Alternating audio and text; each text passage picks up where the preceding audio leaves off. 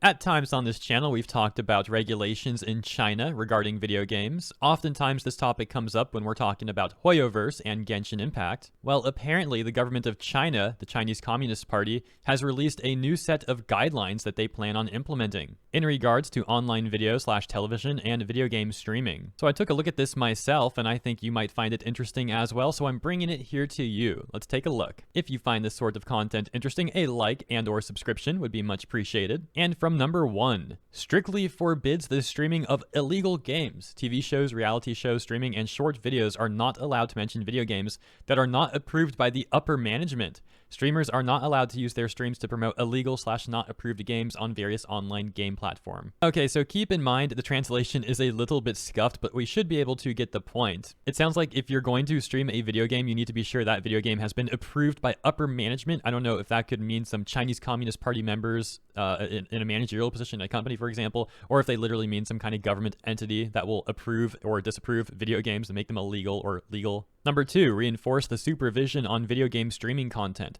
Online streaming platforms need to double check on the content and promotions, strengthen the management, effectively control the content public opinions, establish a robust system that controls the information publicly, comments and emergency censorship, perfecting the monitoring and prediction of online opinions.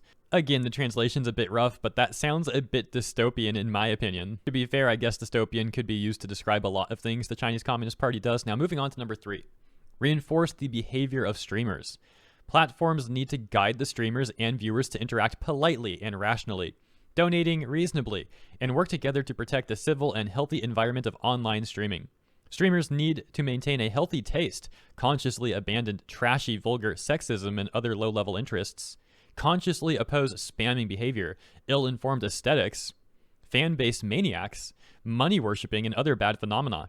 Consciously resist the behaviors that damage the civilization, morale, and harmony of the internet. Ah yes, nothing like a country that actively uses labor camps, trying to protect the harmony of the internet. Number 4, strictly banning people who is morally incorrect or unlawful to use online streaming platform to make public appearances.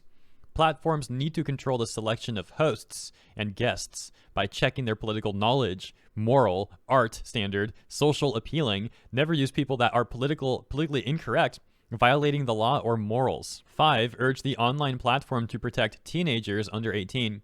Urge the online platform to implement anti-addiction to teenage users. Take effective measurement to make sure teenage mode is effective. Implement real name registration system. Forbid teenagers to make donation and establish service to return the money that was donated by teens. I do think you can argue that there are many positive things that the internet has brought, but I think you can also argue there are many negative things that it has also brought. And I don't know if more government involvement is the best solution to remedying some of the negative aspects of the internet. From what I've seen, is it not accurate to say that historically, even going back thousands of years, most, if not all, governments end up becoming corrupt and failing? I would also like to point out where they say implement a real name registration system. It's very interesting that they put that idea as some sort of like protection for teenagers. What's going to happen when those teenagers grow up and they're adults? Oh, they're still going to be in that system. Now, I'm sure the CCP already tracks people on some level, depending on how much of their interest is piqued to that individual, so to speak. But I can't help but wonder if this is just a way of getting more control over people in general under the guise of, oh, we just want to protect the kids. And finally, number 6, strictly implement the approval system. When a game is on the streaming platform, the broadcast and streaming setting need to be submitted to and approved by relevant administration of radio and television. Platforms need approval before co-streaming gaming events or esport tournaments that is held outside of China.